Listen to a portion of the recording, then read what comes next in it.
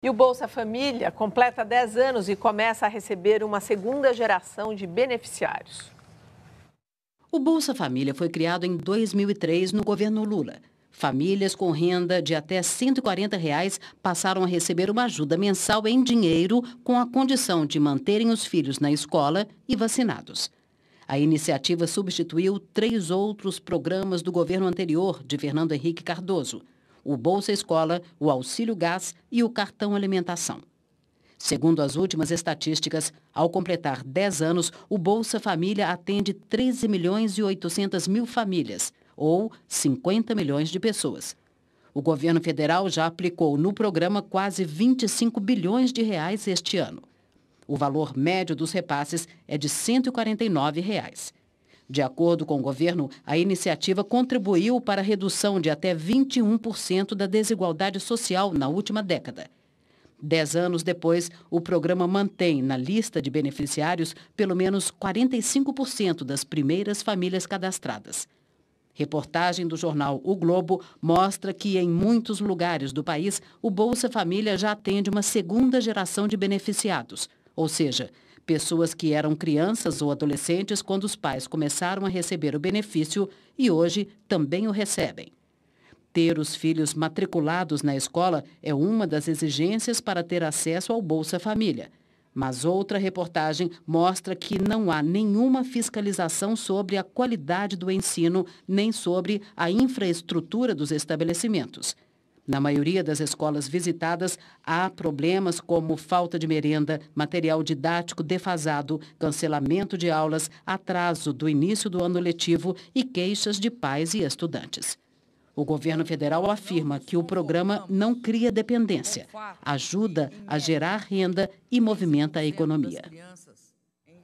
O que indica o fato de uma segunda geração já estar sendo beneficiada pelo Bolsa Família? Isso é gravíssimo, hein? Se você for pensar em termos de história do país, imagina o seguinte: são 13 milhões e meio de famílias. Agora, vão ser 15 milhões e meio daqui a pouco com famílias, porque isso já está no site do MDS. Como eu sei que os dois querem falar muito sobre esse assunto, eu quero só, vamos ser generosos aqui um com o outro no tempo para a gente não estourar. Então, veja o seguinte, 13 milhões e meio de famílias, no mínimo tem 2 adultos em cada família. São 27 milhões que não contam na taxa de desemprego. Primeiro fator, eles não contam na taxa de desemprego. Portanto, a taxa de desemprego no Brasil é falsa. Segundo, esse programa, ele eterniza a desigualdade social. Quem entra raramente sai, basta entrar no cadastro do MDS município por município. E ao contrário, você petrifica a miséria. Quem controla o cadastro é o prefeito. Por exemplo, em Murici, Alagoas, quem controla? Soraya Calheiros, mulher do Reni Calheiros, é irmão do Renan Calheiros tal. Então tá lá, você entra no site e encontra isso. Você cria uma geração de Jeca Tatu, Rectec. A diferença da matriz lobatiana é que com o Lobato você ganhava um pé da bota e depois o outro quando votava. Agora você tem um cartão eletrônico, ou seja, você não altera a economia local, você mantém a miséria. É claro que todo programa precisa resolver, enfrentar a miséria. Só que ele tem, todo mundo diz, eu fui um dos primeiros até a falar isso, você tem a porta de entrada, mas você não tem a porta de saída. Dessa forma, você congela a miséria. Olha, eu queria fazer uma homenagem à dona Ruth Cardoso, que foi inspiradora desse tipo de programa que o seu marido, presidente da República, acabou implementando com as primeiras auxílio escola. Que tinha outro nome.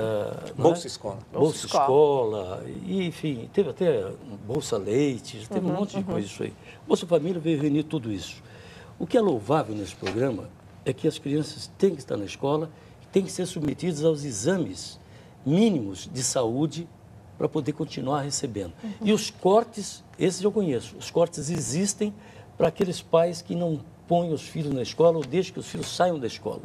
Eu acho que acabar com a miséria, dar a essas pessoas condições de sobrevivência e de ter uma segunda geração, que a miséria não leva a uma segunda geração, porque as pessoas morrem por inanição ou por doença. Então, isso é o mínimo que o país pode fazer para que essa população marginalizada, sem expectativa, explorada pelos grandes e poderosos latifundiários, exploradores desse povo que vive nessas áreas subhumanas. Isso aí é uma maneira de equilibrar. Mas é uma maneira, o governo, como não expropria as terras e distribui para as pessoas, é uma maneira de equilibrar isso. Você é a favor da expropriação?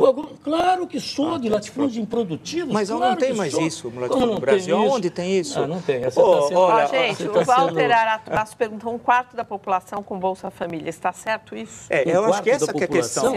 Eu não sei qual foi a conta. Não, se você pegar 13 milhões e meio de famílias, multiplica por 5. O pai, a mãe, 3 filhos. Não é exagero. Vila, se as pessoas não comiam e passam a comer, Vila. E isso tem de ter. As pessoas têm de comer. Agora, você tem de mudar.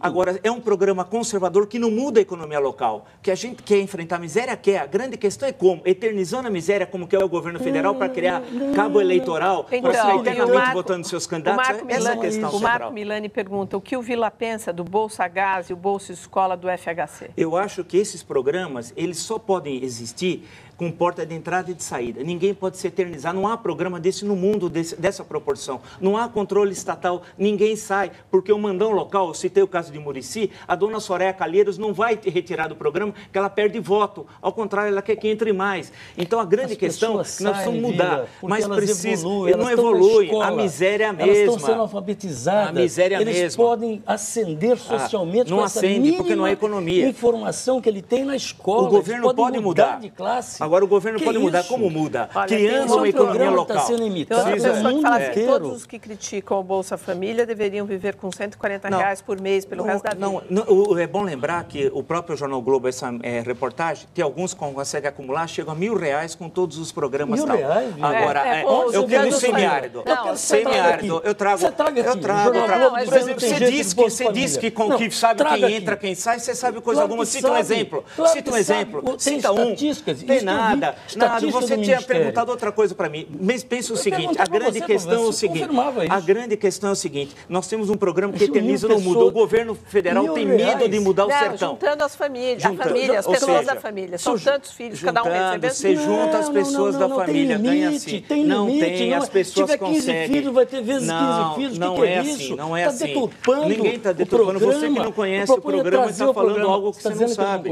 Não conhece, você está dando informação. Conhece porque eu tive de estudar. R$1.000 de renda numa Bolsa Família. Não, você não tem informação, você fala. O governo? Ninguém quer desmoralizar. É que você adora o governo, esse que é o problema. Eu adoro o governo, você adora. Você tem que dar informações, não é retórica, é informações, dados. A dona Ruth Cardoso instituiu isso no Brasil. Ela tem que ser homenageada por isso. E se nós estamos acabando com a miséria, levando as crianças para a escola, isso vale a qualquer preço. Você só acaba com a miséria mudando a economia local. Você muda a economia local, você acaba. Eu quero ver se o governo quer mudar, quer acabar com o coronel. O governo que é aliado do coronelismo. Você tem de dar condições ao pequeno proprietário de crescer, aquele que não tem terra de ter terra, levar água que o governo, cadê a transposição? Nós estamos falando do semiárido. Então a grande questão é essa. Nós temos de mudar a economia e não um programa assistencial que preserva a miséria.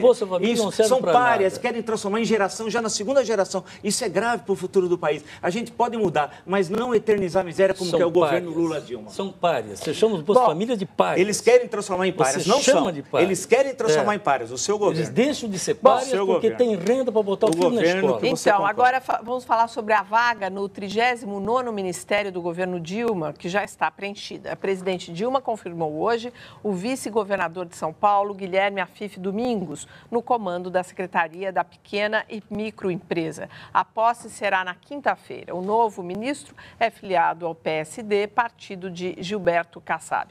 Esse ministério é bem-vindo?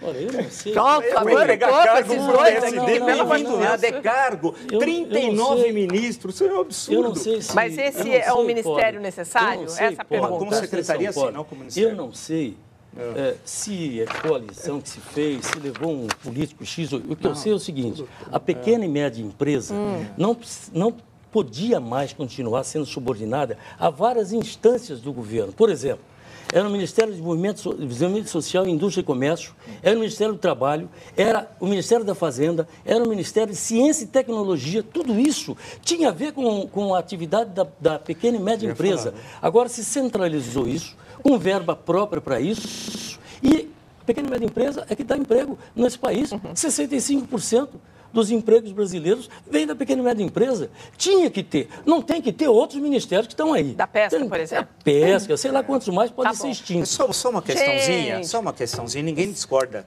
que os dados são esses. Quem emprega mesmo é a micro e a pequena empresa, se a gente comparar com as grandes empresas e tal. Agora, criar um ministério só para isso, quando você tem possibilidades de gerenciar a máquina melhor, a grande questão é para trazer o PSD, o partido do senhor Kassab, para apoiá-lo em 2014. Não há nem o intuito de reforma econômica, infelizmente. A lei da meia entrada, que regulamenta os descontos em eventos culturais, foi aprovada em